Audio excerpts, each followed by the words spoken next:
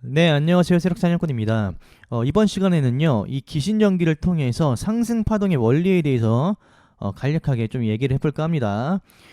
제가 오늘 라이브 방송에서 이 기신전기에 대해서 잠깐 언급을 드렸었죠. 제가 이 기신전기라는 종목을 가지고 삼촌이랑 내기를 했다라고 말씀을 드렸는데, 그 내기한 시점이 어디냐면요, 이때였어요. 이때 내기를 한 시점이에요. 저는 올라간다에 배팅을 했었고요. 저는 이 상승한다에 배팅을 했었고, 3초는 많이 올랐으니까 하락한다에 배팅을 했었습니다. 근데 결국은 이렇게 올라가고 있죠. 이쯤에서 내기를 시작했는데 결국엔 올라가고 있어요. 어, 이때 내기를 하고 이때 올라갔어요. 딱 이때 올라갔는데 삼촌이 진짜 올라가네? 이렇게 말을 하는 거예요. 그러고 나서 윗꼬리 달고 훅 떨어졌어요. 제 기억으로는 훅 떨어졌습니다. 그죠? 훅 떨어졌죠. 3월 16일 25일이구나. 25일도 아마 훅 떨어졌을 거예요. 그쵸? 굉장히 빠르게 훅 떨어졌죠. 이때 삼촌한테 연락이 왔습니다. 역시 그럴 줄 알았다고.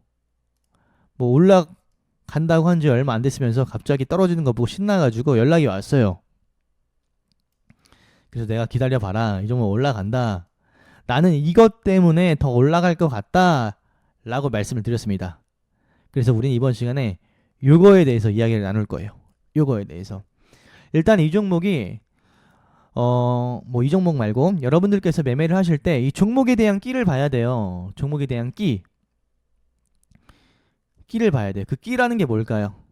한 번에 파동이 들어왔을 때, 한 번에 파동이 들어왔을 때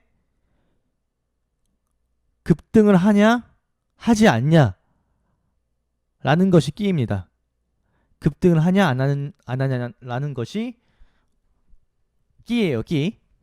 끼를 확인할 수 있는 어떤 근거가 되는 겁니다. 근데 이 종목이 거래 대금이 들어올 때마다 급등을 보여주죠. 이때도 급등을 했고, 다음 날도 세게 급등했고, 거래량이 들어오니까 또 들어왔고, 이렇게 강한 모습을 보여줬던 종목들은요, 눌리면 다시 한번 상승할 때 그때도 끼를 보여줍니다. 어떤 끼? 급등의 끼. 급등의 끼. 그래서 여러분들은 항상 매매를 할 때 이 종목에 끼가 있냐 없냐, 지금 당장 이것만 보고 판단하는 게 아니라 과거에도 있었는지 없었는지 확인하는 거예요. 이 종목 보면 거래 대금 들어올 때마다 상승한 흔적들이 있죠. 뭐 이때는 급등주의 역할이 아니어서 그랬었지만 일단 거래량이 들어오기 시작하면 상승했던 모습이 있어요. 그리고 최근에는 그 끼에 대한 걸 더 확실하게 우리가 느낄 수 있는 거고요. 여러분들이 다른 종목에 가서 봤을 때도 이전에 해당 종목 끼가 있었는지 없었는지 이런 것들을 확인하는 게 좋아요.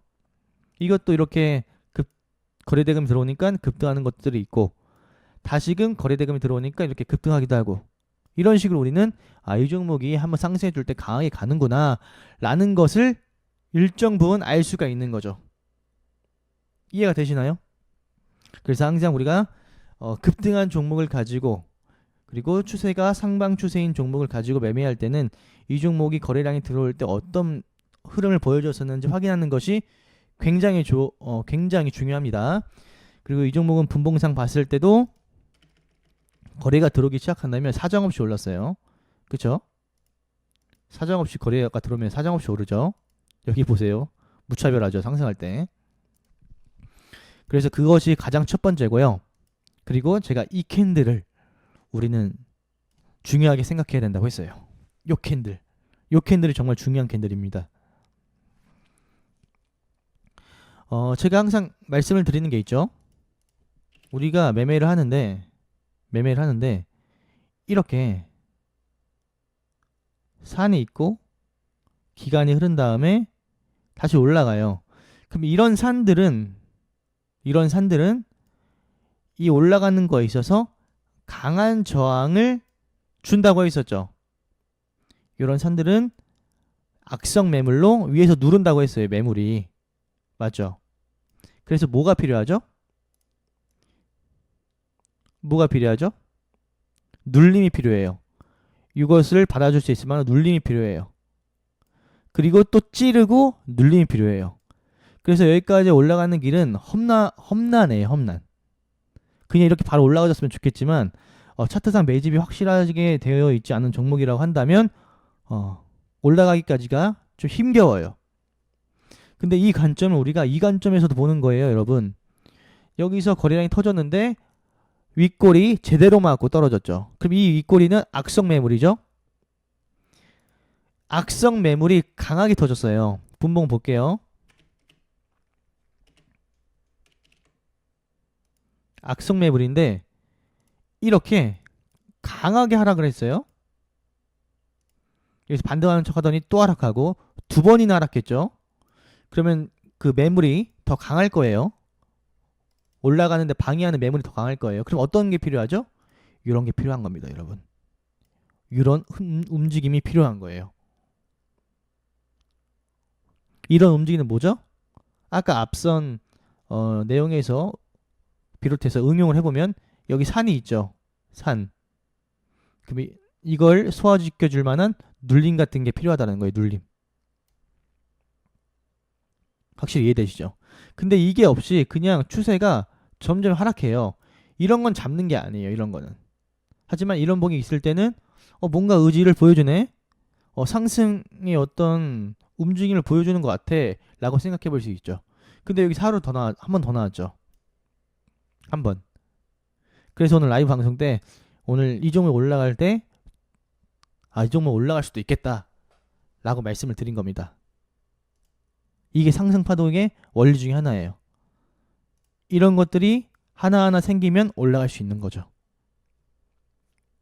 여러분, 이와 비슷한 캔들이 또 이거예요, 여러분.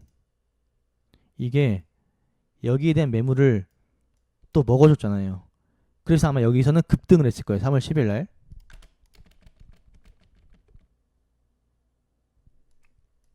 그쵸? 얘가 이걸 먹어줬는데 여기까지는 한 번에 급등했죠. 요 캔들에서 여기에 대한 물량을 받아줬기 때문에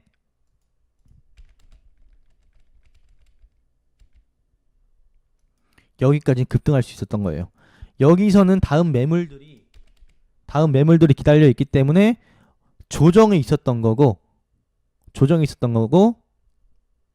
이 캔들이 요 캔들이